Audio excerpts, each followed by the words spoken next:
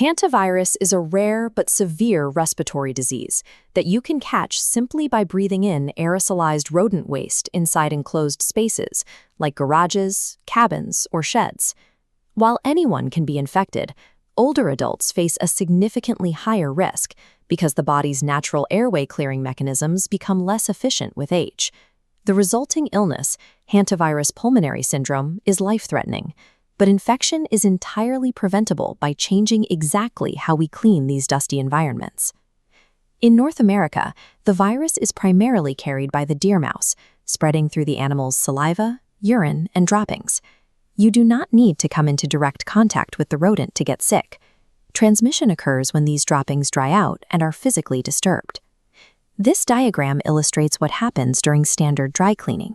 Using a broom or a vacuum actively launches these microscopic contaminated particles directly into the air and straight into your respiratory system. Reaching for traditional cleaning tools in a dusty, potentially infested environment is exactly how most people become infected. To neutralize this airborne threat, health authorities outline 5 strict protective steps, beginning with consulting your doctor and monitoring for symptoms. Step 5 requires strict ventilation. Before entering any potentially active enclosed space, you must open doors and windows for at least 30 minutes. Step 4 focuses on protective equipment. A cloth mask will not protect against airborne particles. You must wear a fitted N95 respirator and disposable gloves. Step 3 replaces dry sweeping entirely with wet cleaning. You must generously spray any droppings or nesting material with a commercial disinfectant or a diluted bleach solution. Do not wipe it up immediately. Let the solution soak into the waste for several minutes to thoroughly trap and neutralize the virus particles.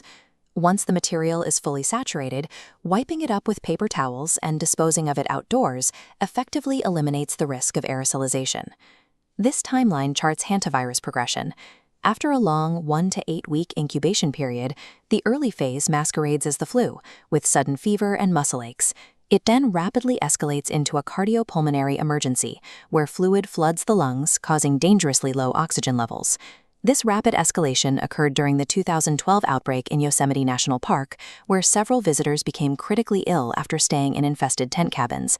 There is no specific antiviral cure for hantavirus.